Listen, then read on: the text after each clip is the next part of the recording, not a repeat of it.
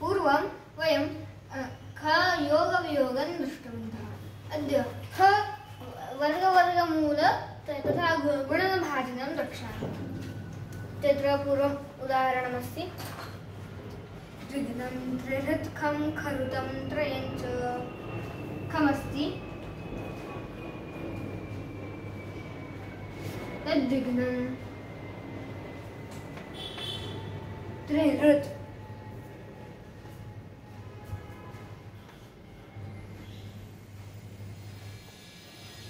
खरुतं त्रयं च।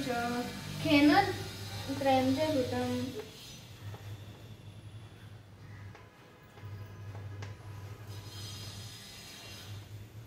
शून्यस्य वर्गं वद मे पदं च। शून्यस्य वर्गः पदं च किं स्यादिति। इतः सूत्रमस्ति वधादौ यत्खस्य खं खेन घाते खहारो भवेत् खेन भक्तैश्च राशिः। खस्य वधादौ वधादौ इत्यनेन गुणनादौ। तत्र गुणनादौ इत्यनेन शब्देन गुणनभाजनवर्गवर्गमूलम् इति ज्ञेयम्। अतः वधादौ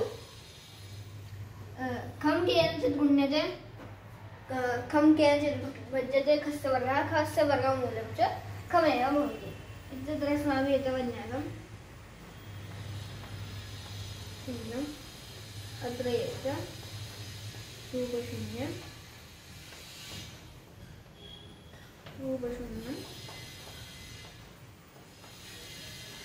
अत्र किं भवति तथा खं खेन घाते खहारो भवेत् खेन भक्तश्च राशिः। खं खेन घाते अपि वेदेव भवति। नाम खं किञ्चित् खेन गुण्यते चेदपि खं भवति तथा खं केनचित् गुण्यते चेदपि खमेव भवति। एवमत्र अस्माभिः ज्ञातं। ततः खेन भक्तः राशिः खहरः स्यात्। तत्र एतदेव अस्माकम् उत्तरमस्ति खहरराशिः इति उच्यते। अत्र अस्माभिः ज्ञातं यत् द्विघ्नं त्रिहृत्खम् अत्र शून्यमस्ति। अत्र खहरराशिः लब्धः। खहरराशिः नाम किं? यस्य हरः खम् इति खहरराशिः। तत्र पुनः खहरराशिविषये भास्कराचार्यः किञ्चित् अन्यं वदति। अस्मिन् विकारः खहरेण राशौ अपि प्रविष्टेष्वपि निःसृतेषु बहुष्वपि स्याल्लय सृष्टिकाले नन्ते च्युते भूतगणेषु यद्वत्। अस्मिन् खहरे राशौ बहुषु अपि राशिषु प्रविष्टेषु निःसृतेषु वा विकारः न भवति। यथा नन्ते भूतगणेषु च्युते भूतगणेषु प्रविष्टेषु अपि यथा अविकारः भवति। तत्र एषः राशिः अस्ति।